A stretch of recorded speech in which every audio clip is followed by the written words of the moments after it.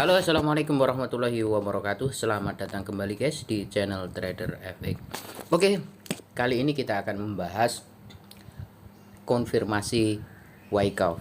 Oke ya, saya sudah ada dua video yang membahas Wyckoff dan kali ini saya ingin memperbanyak video atau memperjelas ya, supaya teman-teman mungkin yang masih bingung apa itu Wyckoff, semoga nanti bisa tercerahkan. Meskipun tercerahkannya itu sesuai dengan pemahaman saya guys ya. Oke, jika salah nanti bisa dikoreksi. Oke, jadi begini. Wyckoff sebagai konfirmasi artinya kita membutuhkan area setup terlebih dahulu. Oke. Nah, tapi sebelum saya membahas area setup, yang namanya Wyckoff ciri-cirinya cari gerakan harga yang modelnya tuh seperti ini atau hampir menyerupai setengah lingkaran di time frame berapapun.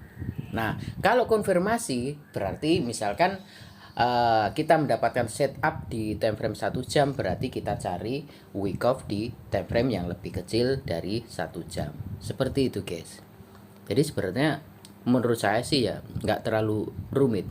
Oke, di sini tentunya ya kan, karena saya membahas Wyckoff sebagai konfirmasi, maka saya mencari setupnya terlebih dahulu. Di beberapa postingan saya di komunitas kemarin saya sudah bilang di time frame 30 gold ini ada setup yang bagus ya kan. Mana setupnya? Ini guys. Nah, jadi saya ketika ngambil trendline seperti ini di gold ini, saya tarik dari sini. Oke. Kemudian saya tarik ke ini ya, puncak yang sini saya tarik gini. Nah, oke, ada sesuatu kan lurus tepat sekali di sini. Ini area open posisi jika kita cuma menggunakan trendline. Nah, yang perlu diamati lagi setupnya adalah ada support yang sejajar dengan supply ya, ini guys. Oke kan, confluent guys, artinya ketika harga nyentuh di area sini, ini sebenarnya kita bisa langsung pending. Nah, kenapa kemarin saya nggak pending, karena memang ini time setupnya di time frame M30. Mungkin saya berpikiran bahwa lebih baik saya cari konfirmasi biar lebih aman, karena time frame 30 ini kan time frame kecil ya kan. Nah, oke. Nah, makanya saya nyari konfirmasi dulu. Nah, di sini apa sih di sini yang perlu dipahami? Teman-teman, di sini ada supply yang masih fresh. Oke. Supply ini teman-teman adalah drop base drop, di mana setelah terjadinya drop base ini, dropnya ini signifikan. Nah, ini kalau teman-teman sudah nonton ciri-ciri supply demand SND yang bagus atau yang kuat, ya ini salah satunya. Jadi setelah adanya base, maka harus ada move yang signifikan, harus ada gerak yang signifikan. Saya ulangi lagi ya, buat teman-teman mungkin yang lupa, yang belum melihat videonya bisa ditonton ya, cara marking SND yang bagus. Oke, ini salah satunya adalah ketika setelah terjadinya base harus ada gerak signifikan. Oke ya, clear ya di sini. Nah, sudah geraknya signifikan, di sini ditambahi lagi sejajar dengan support teman-teman. Nih, support. Dan ini sangat kuat dan ini sangat bagus.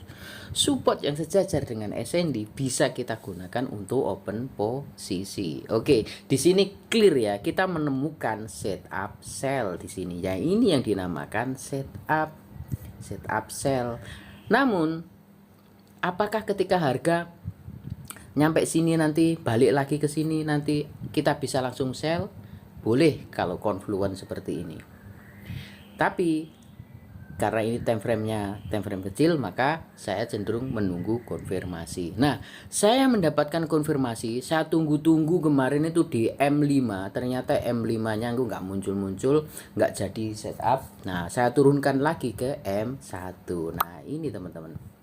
Di M1 ini teman-teman, kita bisa lihat bahwa di sini telah terjadi yang namanya Wyckoff. Oke, Wyckoff. Ini saya tandai di sini.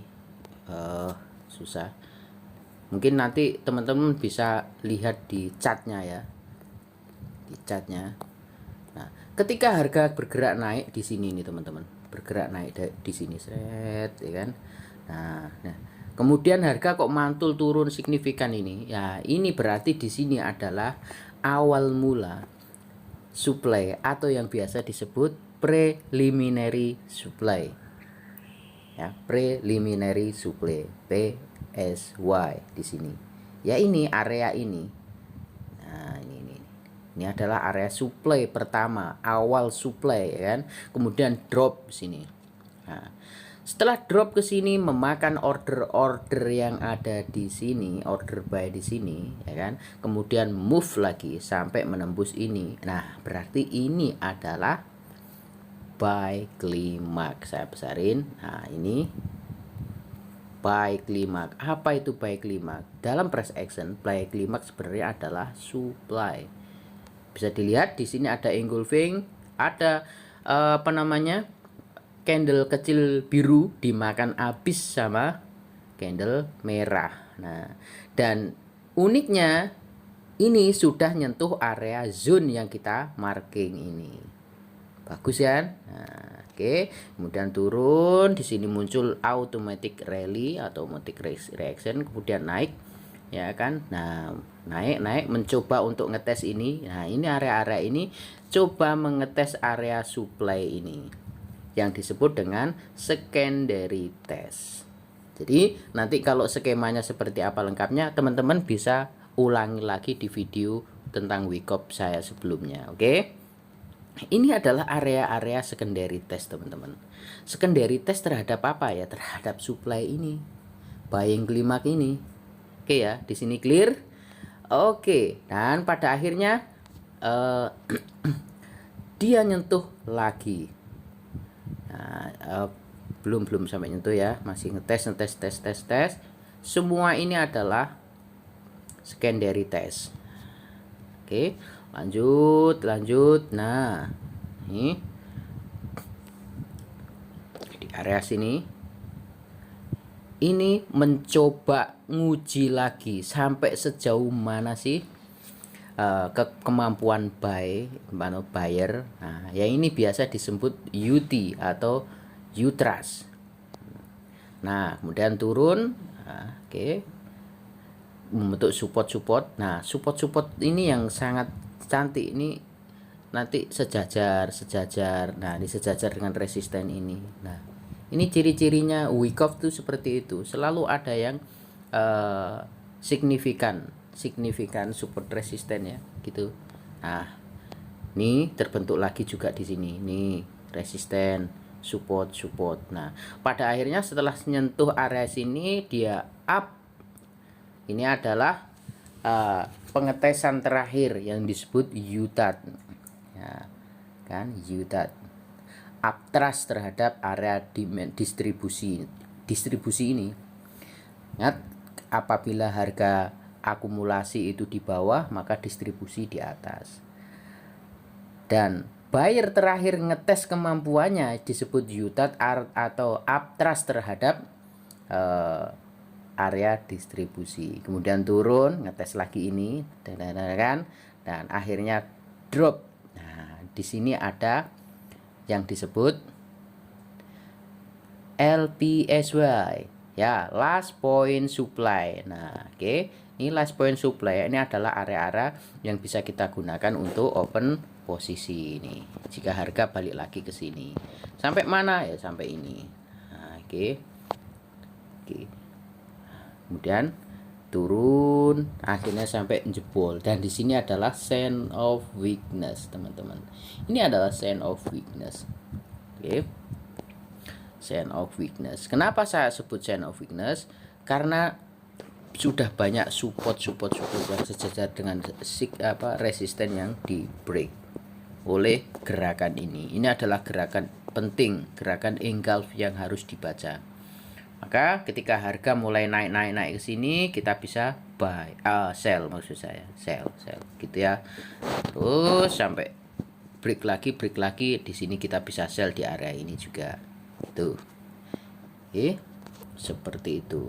Nah, di sini juga ada lagi momen atau setup yang bisa kita gunakan untuk sell di sini. Oke. Begitu teman-teman, dan saya sudah langsung pasang TP di area ini di bawah ini. Kenapa saya pasang TP di situ? Saya melihat di time frame M15 jelas sekali di area ini ada yang namanya swipe zone ya. Meskipun swipe zone ini sudah diambil oleh shadow ini, sudah tidak fresh, bukan berarti nanti dia tidak mampu mementalkan harga. Bisa jadi mementalkan harga, makanya saya ambil di sini.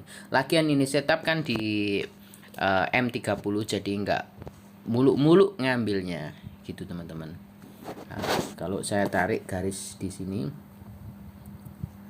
ke sini, ini sudah nyentuh kan. Nah, ini penting juga seperti ini. Ini termasuk